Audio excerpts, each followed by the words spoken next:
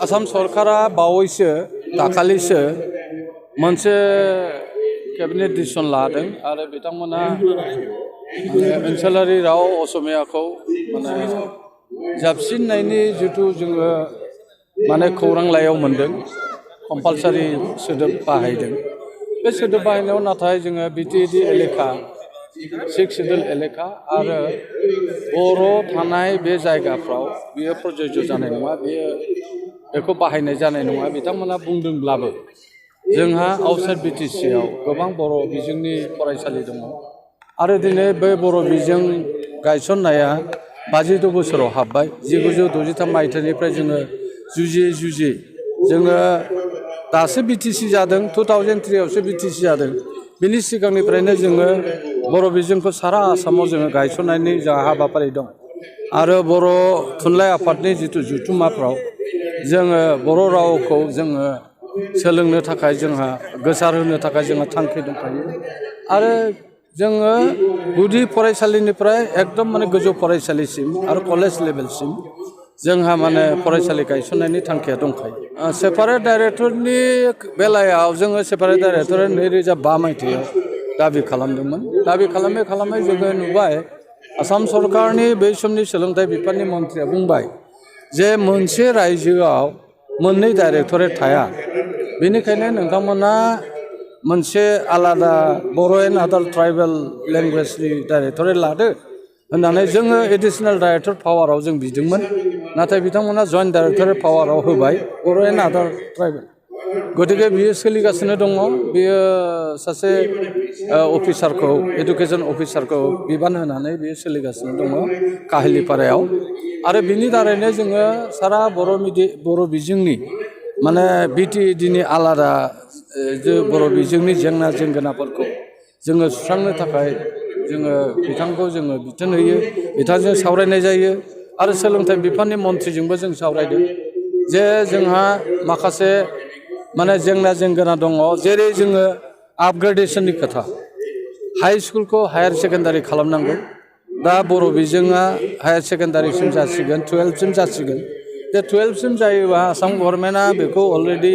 Minus खालामबाय बिटिसिआबो बेखौ एनअसि होबाय गतिके जोङो नेक्स्ट एकाडेमिक सेसननिफ्राय जोङो बेखौ गोजौसिन फरायसालियाव आपग्रेड खालामनानै 12सिम जों फोरोंनायनि जोंहा मोनसे माबा दं नङा जोङो बे खोथाखौ जोङो मिथिदों नाथाय जोङो डिटेल जों मोनाखै जों डिटेल मोनोबा मडालिटिखौ मोनोबा जोङो सावरायगोन आरो सावरायनायनि गेजेरजों जोङो कम्पालसारि सोदोबखौ जोङो जाबसिननानै होनायखौ जों मानिया खारन जोंहा बेयो बर' रावा भारत संबिजिरनि 90 फारियाव हाबनाय मोनसे राव आरो बियो जोङो मोनब्रै बुहुम फरायसालियाव बियो सोखनजानाय राव आरो बेयो वान अफ द अफिसियेल लेंगुवेज जानाय बे राव गतिके जोङो जाबसिननानै होनाय आरो कम्पालसारि सोदोबखौ बेखौ बाहायनो नाङा होननानै जों बुंगोन आरो बिटिएडि एलेकायावथ' बिथांमोनहा एक्सक्लुडेड खालामदों बिथांमोनहा नागारलांखादों आरो जेरावनोखि आउटसाइड बिटिसिआव जोंनि बर' बिजोंनि फरायसालिफोर दङ बा फरायसाफोर दङ बिसोरखौ जोङो बे बाध्यतामूलक जोङो असमिया रावखौ फरायनायाव जोङो बर' थुनलाइ आफादा जोङो बेखौ थुलुंगा होआ आरो जोङो बेखौ प्रतिबाद खालामगोन बेखौ जोङो आसाम गभर्नमेन्टजों फिन मडिफिकेसन खालामनांगौ होननानै जोङो दाबि दावास खालामो जोंथ' बेवहाय कमेन्ट होनाया थिग नङा जोङो 6टा जनगोष्ठी जनजाति जानायाव जोंहा बुंनांगौ खोथा बेनो जे आसाम गभर्नमेन्टनि जिथुनाखि TRI ट्राइबेल रिसार्च इन्स्टिटिउट बिनि रिपर्ट मथे भारतबर्षनि नेशनेल रेजिस्ट्रेशन कमिसन आरो SC/ST कमिसन बिथांमोनहा 8 बार 8 खेब बिथांमोनहा रिजेक्ट खालामदों रिजेक्ट खालामनायनि उनाव बिथांमोनखौ ST खालामनो हाया होननानै ट्राइबेल एफेयार मिनिस्टाराबो बुंदों जोंहा बेवहाय बुंनांगौ खोथा गैया बेयो क्राइटेरियानि खोथा दं जोङो रावजोंबो कनफ्रन्टेसन जाया सोरबा ट्राइबेल जागोन सोरबा जाया बेजों जोंहा कनफ्रन्टेसन खालामनायनि खोथा गैया किन्तु व्हाट इज रुल बा व्हाट इज द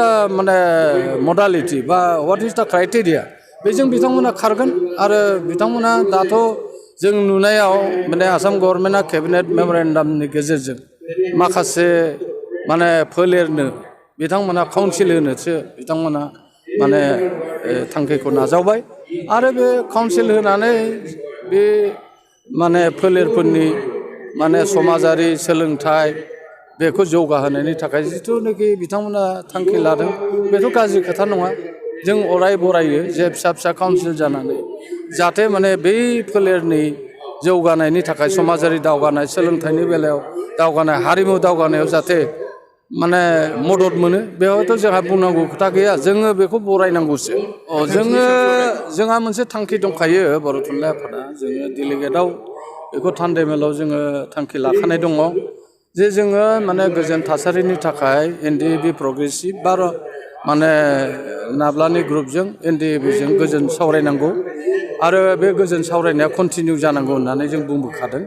आरो बावैसो जों खोनानो मोन्दों जे इन्टारलकेटरा बिथांमोनखौ लेंहरनानै AB माथुरा लेंहरनानै सावरायखांबाय आरो सावरायनायनि गेजेरजों मोनसे MOU खालामनायनि मेम'रेन्डाम अफ आन्डारस्टेन्डिं खालामनायनि मोनसे माने थांखि फैनो हागौ होननानै बुंदों। बेथ' गोजोनथाव बाथ्रा। जों सानो जे समाजाव बेबायदि बिग्रायारि जेंनाफोरखौ सुस्रांनो थाखाय जे भारत सरकारनि नखर बिफाना आरो आसाम गभर्नमेन्टनि नखर बिफाना बेबायदि जुदि माने हाबाफारि आखायाव लायो जे गोजोन थासारि लाबोनायाव बिथांमोनजों सावरायनानै जाहाथे माने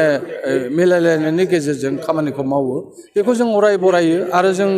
गोजोन थासारिखौ लुबैयो आरो समाजाव गोजोन थासारि फैबासो दावगानायाबो फैगोन